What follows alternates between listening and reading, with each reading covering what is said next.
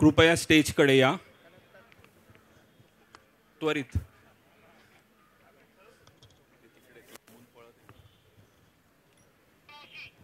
हा रेकॉर्ड जो आपला आहे तो पालकांनी वाचायचा आहे, त्याच्यामुळे सर्व मान्य पालकांना विनंती आहे की पुस्तकं त्यांनी आपल्या हातामध्ये. निसर्गाचा नाश करू नका. आज सगळी मुलं खुश होती. मुलं सहलीला जाणार होती. निसर्गाच्या कुशीत आनंद लुटणार होती.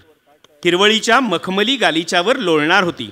कधी एकदा सहलीचा दिवस उगवतोय असंच सगळ्यांना वाटत होतं. सहलीला जायचं या कल्पनेनं मुलाला विद्रूप करू नका. किरणने शंका विचारली, बाई विद्रूप म्हणजे काय हो? बाई म्हणाल्या, हे बघा उदाहरण सांगते. तुमच्या पुस्तकातील चित्रातील बाईला मिशा काढल्या, एखाद्या पुरुषाच्या कपाळावर टिकली लावली, त्याच्या कानात डूल घातले तर कसे दिसेल? झाडं त्यांच्यासाठी आपण हा रेकॉर्ड करतो आहोत. त्या भारत मातेचा एकदा जय जयकार करूया आणि चीनचा रेकॉर्ड मोडूया. सर्व गेटवरची एंट्री आता आपण थांबवूया. सर्व गेट्सवरची एंट्री आता आपण थांबवूया. सर्व ॲडव्होकेट्स लक्ष द्या तिथे. आजच्या मोबाईल, टीव्ही आणि लॅपटॉपच्या जमान्यात आई वडिलांनी मुलांना गोष्ट सांगणं तसं दुर्मिळ झालंय. परंतु आपली ही प्राचीन परंपरा पुण्यामध्ये जतन करण्याचा प्रयत्न होतोय. या निमित्ताने पुण्यातील हजारो पालक आपल्या पाल्यांना गोष्ट सांगणार आहेत. पुण्यातील SP कॉलेजच्या मैदानावरती हा कार्यक्रम आयोजित करण्यात आला आणि याची नोंद गिनीस बुक ऑफ वर्ल्ड रेकॉर्डमध्ये होणार आहे. याआधी हे रेकॉर्ड चीनच्या नावाने आहे. चीनमध्ये 2200 मुलांना त्यांच्या पालकांनी गोष्ट सांगितलेली आहे. आणि आपण जर इथे पाहिलं या स्क्रीनवरती तर या ठिकाणी उपस्थित असलेल्या विद्यार्थ्यांची आणि पालकांची संख्या 2600च्या पुढे गेलेली आहे. म्हणजे जागतिक विक्रम या ठिकाणी झालेला आहे. आणि आणखी विद्यार्थी आणि पालक या ठिकाणी दाखल होत आहेत. नॅशनल बुक ट्रस्ट तर्फे पुण्यामध्ये जो पुस्तक महोत्सव आयोजित करण्यात आला आहे 14 ते 24 डिसेंबर या कालावधीमध्ये, त्या निमित्ताने या गोष्ट सांगण्याच्या उपक्रमाचं आयोजन करण्यात आलं आहे. आणि यामध्ये पुण्यातील पुणे महापालिकेच्या शाळा आणि त्याचबरोबर खाजगी शाळा मोठ्या संख्येने सहभागी झाल्यात. आपल्यासोबत शिक्षक आहेत, इथले काही पालक आहेत. तुम्ही शिक्षिका आहात, तयारी कशी केलेली आहे या उपक्रमाची? पुणे महानगरपालिकेच्या सर्व शाळांना आधी आम्ही 2 दिवस सूचना दिलेल्या आहे.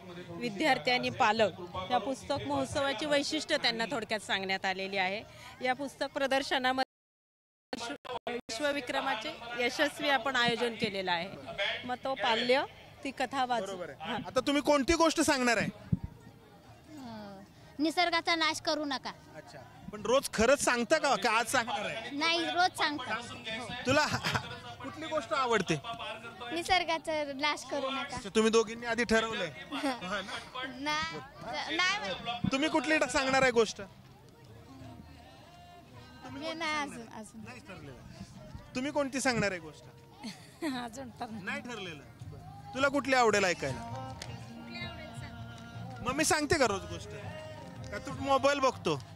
बघतो नाही बघतो. तुम्ही कोणती गोष्ट सांगणार आहे? नाही. तुम्ही सांगणार आहे गोष्ट? कोणती सांगायचं तुम्हाला? कोणती सांगायची गोष्ट? तर या ठिकाणी पालक आणि त्यांच्या पाल्यांच्या हातामध्ये गोष्टीची पुस्तकं देण्यात आलेली आहेत प्रत्येकाच्या. गिनीस बुक ऑफ वर्ल्ड रेकॉर्डचे जे काही इथे निरीक्षक आलेले आहेत त्यांच्याकडून प्रत्येकाचं या ठिकाणी आधार कार्ड तपासून आतमध्ये सोडण्यात येते. कोणती गोष्ट सांगणार आहे तुम्ही? कोणती गोष्ट सांगणार आहे तुमच्या मुलाला? आपल्या संस्कृतीबद्दल सांगणार. तुम्ही कोणती गोष्ट सांगणार? निसर्गाबद्दल सांगणार. निसर्ग खूप जपला पाहिजे. आपण झाडं लावली पाहिजेत. पाणी वाचवा, पाणी झाडे लावा, झाडे जगवा असं आहे. तर ते केलं. तुम्ही एरवी सांगता का? एरवी नाही सांगत. एरवी नाही सांगत. आज सांगणार आहे. आज सांगणार आहे. सांगायला पाहिजे. हो. तुला आवडतं का गोष्ट ऐकायला? आवडते का? हो. फक्त टीव्ही बघायला आवडतं? नाही, गोष्टी आवडतात मला. आवडते. हो. तुला आवडते का गोष्ट ऐकायला आवडते? हो आवडते. सांगते का आई रोज सांगते का? हा.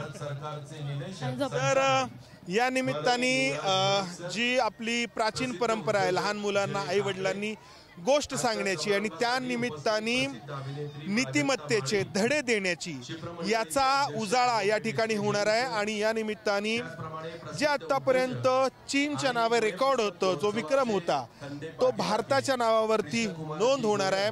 पुण्यामध्ये पुस्तक महोत्सवाच्या निमित्ताने ही गोष्ट सांगण्याची एक नवीन गोष्ट घडते आहे. कॅमेरामन विजय राऊत समंदार गोंजारी, ABP माझा, पुणे.